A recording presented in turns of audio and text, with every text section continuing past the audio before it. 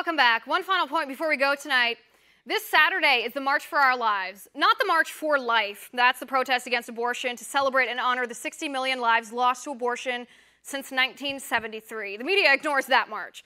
No, the March for Our Lives is about banning guns. Don't try to tell me it's about common sense. Don't pretend you respect the Second Amendment.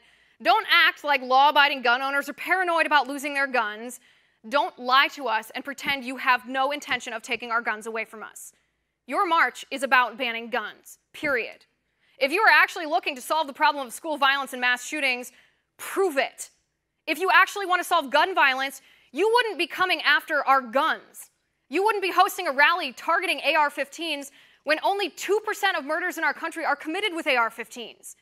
You wouldn't be targeting 18, 19, 20-year-old law-abiding gun owners and telling them that they are too young to bear arms while you parade around 16, 17, and 18-year-old kids and let them tell us that we can't bear arms.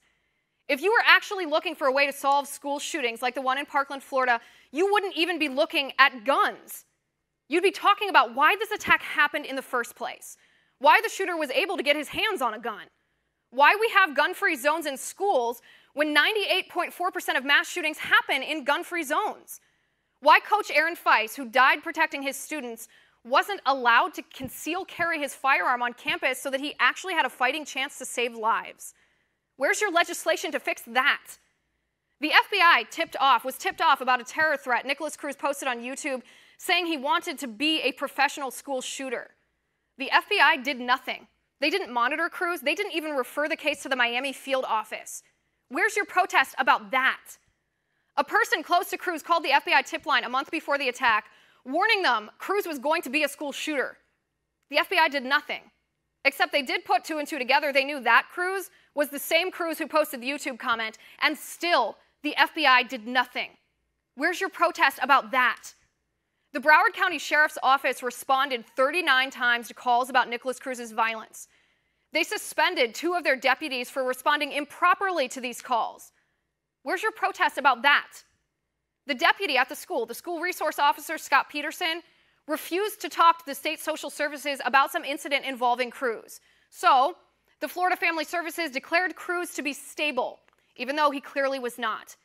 How can you talk about bolstering mental health services and not be protesting that? Nikolas Cruz told his therapist about his blood-soaked dreams. The school therapist and the psychologist created a safety plan to protect Cruz from himself and protect others from Cruz. They knew Cruz ingested gasoline in an attempt to harm himself. They knew he cut his own arms to harm himself. The police knew he beat up his mother multiple times. The school knew about death threats Cruz made against his ex-girlfriend and her new boyfriend. Cruz's therapist warned the school about Cruz's potential for violence. Authorities wanted Nikolas Cruz institutionalized, but nobody did anything about it.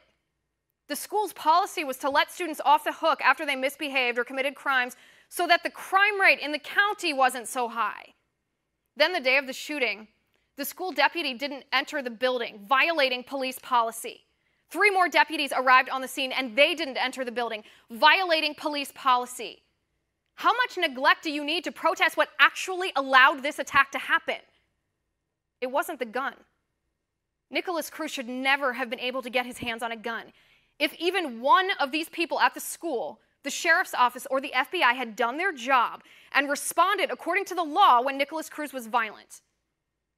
But they didn't. They didn't enforce the laws we have on the books that are designed to keep us safe. That's why the March for Our Lives is nothing but a bunch of anti-gun, anti-liberty, progressive, big government BS. If any one of the liberals behind that march wanted to solve gun violence, I just named about 12 ways the government failed to keep us safe. And if you notice, none of the reasons Cruz was allowed to wage his violence had anything to do with a gun. And that's my final point. You can reach me on Twitter at Liz_Wheeler. If you like the show, please send me an email at oann.com/contact. In the meantime, catch us here tomorrow at 9 p.m. Eastern. And until then, have a good night.